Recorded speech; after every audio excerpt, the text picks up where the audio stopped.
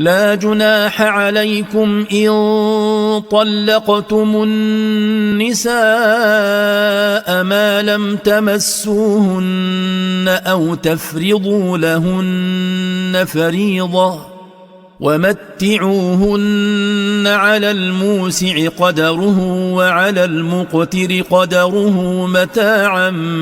بالمعروف حقا على المحسنين.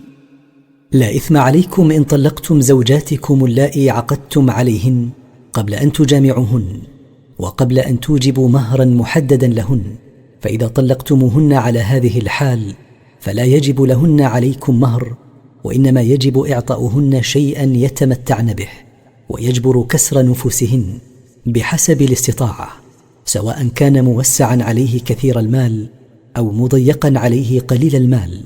وهذا العطاء حق ثابت على المحسنين في أفعالهم ومعاملاتهم. وإن طلقتموهن من قبل أن تمسوهن وقد فرضتم لهن فريضة فنصف ما فرضتم إلا أن يعفون أو يعفو الذي بيده عقدة النكاح وأن تعفوا أقرب للتقوى ولا تنسوا الفضل بينكم إن الله بما تعملون بصير. وإن طلقتم زوجاتكم اللائي عقدتم عليهن قبل جماعهن وقد أوجبتم لهن مهرا محددا، فيجب عليكم دفع نصف المهر المسمى إليهن إلا أن يسمحن لكم عنه إن كن رشيدات،